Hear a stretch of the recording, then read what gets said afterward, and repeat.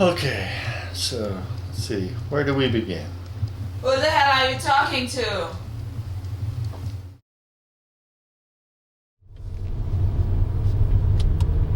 Okay, this episode we're going to talk about a trick. Pretty big trick in skateboarding. It's still a major factor even today. The part I'm talking about took place in 1988, 89 really. And it was kind of brand new to the whole world. I mean, I think Rodney Mullen was doing them, but we didn't even know what the hell it was on a freestyle board. A buddy of mine was flipping them. He could flip them and put one foot on. And at this time, we just called them 360 kickflips. I think it was like 6th grade. I went to go see Jason Lee skating a demo. My name is Earl. And he did 3 in a row, like perfect. Like it was.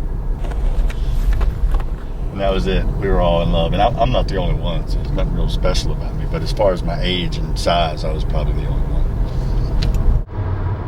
Once we saw that, it was on for me. I mean, I literally worked all school year trying to build up muscles so I could do it. Because I was little. I was only 12 years old.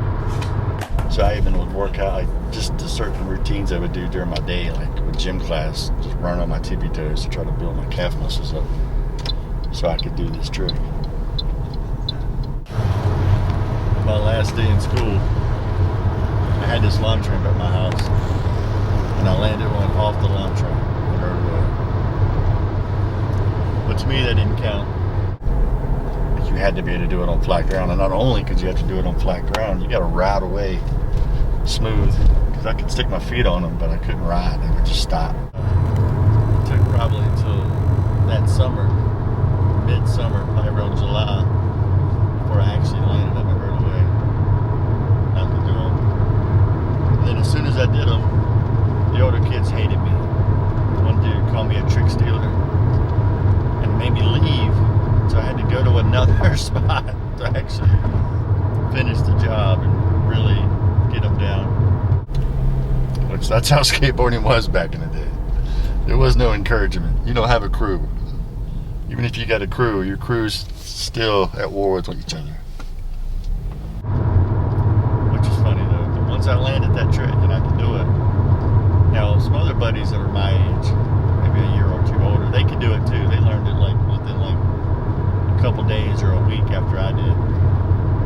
But once I learned that trick, it kind of just, I don't know, it changed my whole world. It gave me, it was like falling in love with yourself. And most kids don't get to fall in love with themselves. It was kind of like, didn't need no more approval from anybody. I could do that trick. So if I could do that trick, I could do more. And I knew it was up to me to do it too. It wasn't up to anybody else to finish this off. And skateboarding is also dying out.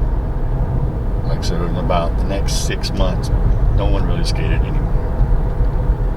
It went from being the most popular thing you could do in Roanoke to the worst thing you could do in Roanoke. But I could do TreyFlip, so I didn't even care. And the fact that it became one of the worst things you can do in Roanoke, it even made it even more special. I mean, it's kind of a milestone for kids growing up. Once you learn this trick, you're kind of set up. And it all kind of opens the door for everything else. So this episode, I'm going to try to land one, try to get it down. Like I said, I've done one, but it was terrible. But today's challenge is to actually land one of these tricks. Let's see if we can do one again. It's been about 7 years since I've done one, to my liking. I did one a couple weeks ago. I wasn't that satisfied with it. So hopefully today we can pull one off. See what we can get.